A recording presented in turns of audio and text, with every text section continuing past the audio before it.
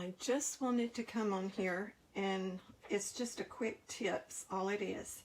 It's about a dry pad, and you can't get the ink, and this is a cheap one. I think I actually got it at a, and it has been well loved.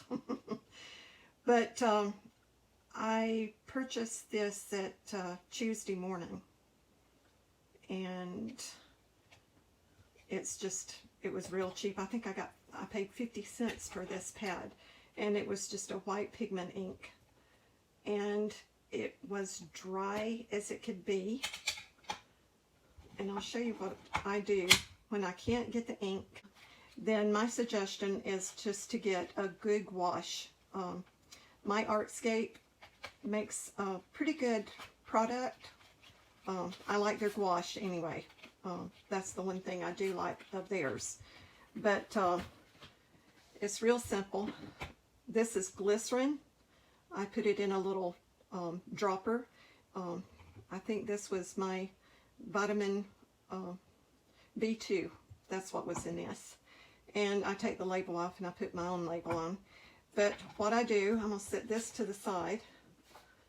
What I do is I get something slick, and I put the gouache down. You put down whatever color you need. I've already done this once, so I'm just going to put that on there for right now. And you take your vegetable glycerin, and you just put about 2 to 3 drops. It's kind of up to you the consistency that you want it to be. And then I mix it. And you want to mix that in. And that glycerin helps to keep it from drying up.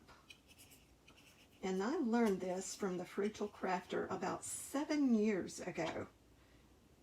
And in a pinch, it has helped me tremendously.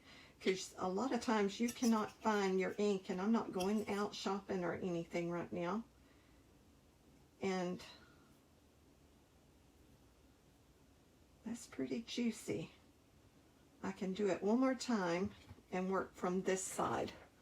And I'm going to put the gouache again. And gouache is it's like a watercolor, but it's just more solid. It's not as see-through like watercolor is, according to what kind of watercolor you have. And I'm going to mix this up.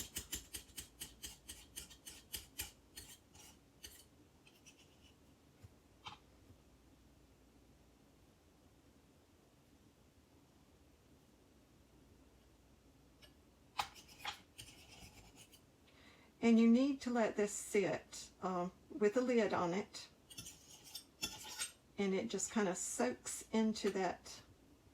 It's really juicy. I don't need to put no more on it. That is enough. I'll have too much in there. And then I just take the baby wipe and wipe it off. But the biggest thing is I need a spray alcohol. This says 50%. It doesn't really matter. All you want to do is to keep anything from growing on it. And that's all I do. I don't spray it no more. That's all I spray it. And I'll put this lid back on it. And you don't need to use it for a while. You need to let that sit into that pad. And it has worked for me. Now, I would not do an expensive, like your Stampin' Up! or some other. You can get their inks. You can order their inks, for them. But a cheap ink pad that you like to use for something like this, I think it's great. And you just let that sit in there, and then you've got a nice juicy ink that you can use. And after I did mine, I did it early this morning, and then I come back later and I stamped my little snowman that I got in. I have different places that send me stuff to do reviews on, or they know that I do classes, and they'll send me different ones. And I took and used this ink and then embossed on it. And that's what I like to do with the white ink. I like to use it and then use, usually Wow is the embossing powder I use. And I got that glycerin on there, but it'll dry. It's different from anything else. Glycerin is wonderful. But I used it to do the embossing, and then I might come back with some type of color a little bit and color in, and I can do like snowflakes and stuff like that. But this is like my go-to for this type of thing. You know, I don't use white a whole lot, but in certain times it's good to have a little bit of, you know, white for pad. And this stuff, I've used it before, the gouache. It doesn't fade. I've done classes with it, and my stuff that I had, I gave it to, my doctor works with hospice, so I give him a lot of my paintings to give out to his patients. Yeah, the gouache does not fade. I've not seen it fade any, but it's my Artscape. And these are 12 mil, and there's 12 tubes. And that's what I like to use it for. But when I do ink pads and can't get the ink, then I just take and make my own. And all it takes is a few drops of vegetable glycerin, and you need to spray it, mist it a couple of times with alcohol. And if you have bottles of stuff like this sitting around, you need to put some type of labels on them.